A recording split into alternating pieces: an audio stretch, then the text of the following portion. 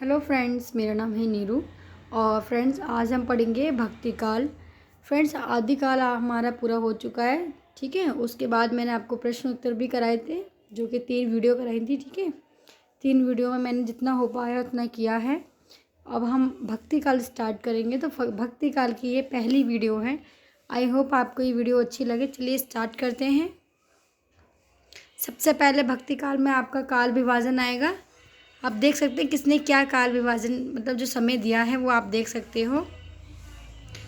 तो आचार्य रामचंद्र शुक्ल ने बताया है कि 1375 विक्रम संवत से लेके 1700 तक बताया है इन्होंने समय। ठीक है, आचार्य रामचंद्र शुक्ल का समय और डॉक्टर रामकुमार वर्मा का समय दोनों का क्या है, सेम है। ठीक है, ये विक्रम संवत में है फ्रेंड्स। ओके, दोनों ने 1375 से लेकर 1700 माना है। ये आप याद रखना है, क्योंकि ज़्यादातर रामकुमार वर्मा या फिर रामचंद्र शुक्ल का ही समय पूछा जाता है। ओके, डॉक्टर गणपति चंद्र गुप्त ने समय बताया है भक्ति काल का 1375 ईस्वी से 15 ईस्वी तक। इन्होंने क्या बताया है, 1375 ईस्वी से लेके 1500 ईस्वी तक। मिश्र बंधु ने इसे बताया है 1445 से 1445 विक्रम संवत में है फ्रेंड्स ये। ओके, विक्रम संवत में है ये, से लेके 1560 तक। कितने तक ये, 1560 तक ये विक्रम संवत में है। नेक्स्ट है आपका आचार्य हजारी प्रसाद द्विवेदी। इन्होंने समय बताया है आपको 1400 ईस्वी से 1700 ईस्वी तक। ठीक है, 1400 ईस्वी से 1700 ईस्वी तक। फ्रेंड्स, ये भक्ति काल का आपके काल विभाजन था भक्ति काल का। ठीक है, अब भक्ति काल का ही आप नामकरण भी देखोगे कि किसने क्या नाम दिया है भक्ति काल के अंतर्गत। ओके फ्रेंड्स, चलिए स्टार्ट करते हैं। अगर आपको मतलब एक बार में तो खैर समय किसी को याद नहीं रहता, आप इस वीडियो को रोक के पर देखना कि आचार्य रामचंद्र शुक्ल ने क्या समय दिया है। और आचार्य रामचंद्र शुक्ल और डॉक्टर रामकुमार वर्मा में दोनों का समय सेम ही है और इन दोनों का ही पूछा जाता है ज़्यादातर। ठीक है, फिर गणपति चंद्र गुप्त हैं जिनको 1375 से 1500 ईस्वी दिया है। विश्व बंधु हैं 1445 से 1560 दिया है। और हजारी प्रसाद द्विवेदी हैं जिनका 1400 ईस्वी से लेकर 1700 ईस्वी दिया है। चलिए फ्रेंड्स, आगे देखते हैं।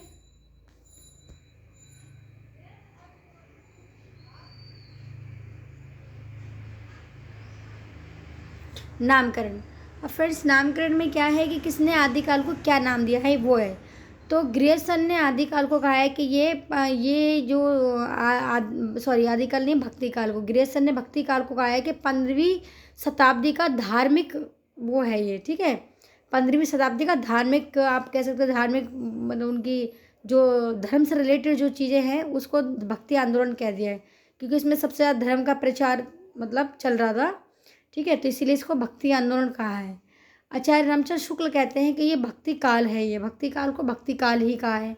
ग्रेसन ने भक्ति काल को इन्होंने धार्मिक काल कह दिया है। ठीक है, और मिश्र बंधु ये मिश्र बंधु हैं, ये मिश्र बंधु है, तो आपको इसको लिख सकते हो मिश्र, ये मिश्र बंधु है। ओके, मिश्र बंधु ने इसको भक्ति काल को माध्यमिक काल कहा है। क्या कहा है मिश्र बंधु ने, माध्यमिक काल। और माध्यमिक काल को इन्होंने 2 भागों में बांटा है। पहला है इनका पूर्ण माध्यमिक काल और दूसरा है इनका प्रौढ़ माध्यमिक काल। पहला क्या है, पूर्व माध्यमिक काल, और दूसरा क्या है, प्रौढ़ माध्यमिक काल। ये किसने दिया है, मिश्र बंधु ने। नेक्स्ट है आचार्य हजारी प्रसाद द्विवेदी। ये कहते हैं भक्ति काल को पूर्व मध्य काल। भक्ति काल को क्या कहते हैं, ये पूर्व मध्य काल, और दूसरा इनका है जागरण काल। अब आपसे ये क्वेश्चन पूछ लिया जाता है कि जागरण काल किसने कहा है, तो आपको ये पता होना चाहिए कि हजारी प्रसाद द्विवेदी ने कहा है इसको। ठीक है, डॉक्टर रामकुमार वर्मा ने भक्ति काल को भक्ति काल ही कहा है। जैसे डॉक्टर रामकुमार वर्मा हो गए, इनका समय भी दोनों का सेम है, और आचार्य रामचंद्र शुक्ल दोनों ने भक्ति काल को भक्ति काल ही कहा है। दोनों ने समय भी 1375 से 1700 ईस्वी माना है। ठीक है, नेक्स्ट है गणपति चंद्र गुप्त। इन्होंने भक्ति काल को पूर्व मध्य काल कहा है। इन्होंने क्या कहा है, भक्ति काल को पूर्व मध्य काल कहा है। ओके फ्रेंड्स, आई होप आपको नामकरण समझ आया है। और काल विभाजन में आपसे समय पूछा जाएगा, और नामकरण में आपसे ये पूछा जाएगा कि भक्ति काल को भक्ति काल किसने कहा है, या फिर भक्ति काल को प्रौढ़ माध्यमिक काल किसने कहा है। ठीक है, ये आपसे इस टाइप के क्वेश्चंस पूछे जाते हैं। नेक्स्ट है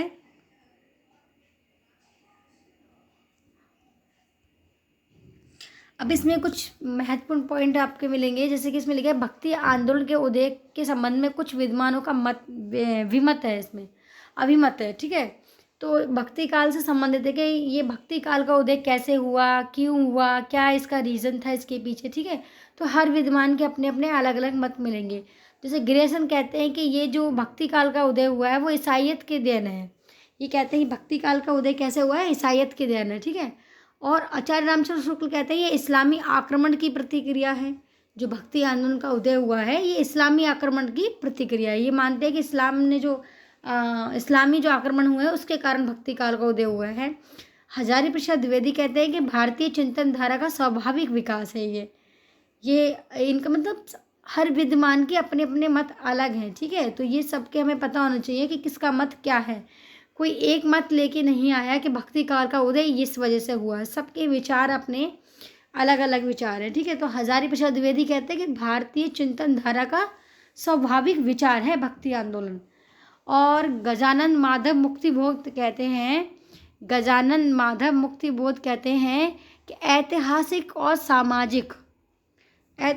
और सामाजिक शक्तियों के रूपों में जनता के जो दुख हैं एवं कष्ट हैं उसका उदय है ये भक्ति आंदोलन, ठीक है। तो गजानन माधव का भी आप याद रखना, क्योंकि याद तो आपका सबके ही रखने हैं क्योंकि सबके मत अपने अलग अलग है, ओके। फिर रामविलास शर्मा बोलते हैं कि भक्ति आंदोलन एक जातीय और जनवादी आंदोलन है। इनका मत अलग है। ये कहते हैं कि जो भक्ति आंदोलन का उदय है वो एक जातीय और जनवादी का आंदोलन है। तो फ्रेंड्स ये थे आपके कि भक्ति आंदोलन का उदय कैसे हुआ, इसके पीछे इसका क्या मतलब है, ठीक है। इससे संबंधित जो विद्वानों के मत थे वो सभी के विचार अलग थे। तो ये मैंने आपके साथ शेयर किया। अब इसकी नेक्स्ट वीडियो आएगी अब, ओके। ये तो आपके नामकरण काल विभाजन आपके हो चुका है। आई होप आपको ये वीडियो अच्छी लगी हो। अगर अच्छी लगी है तो फ्रेंड्स वीडियो को लाइक करना, चैनल को सब्सक्राइब करना। और अब हम मिलेंगे नेक्स्ट वीडियो में।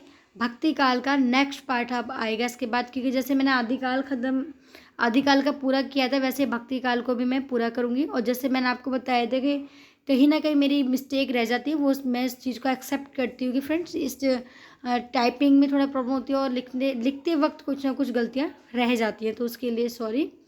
बट आगे से पूरी कोशिश करूँगी कोई गलती ना हो, ओके। चलिए बाय।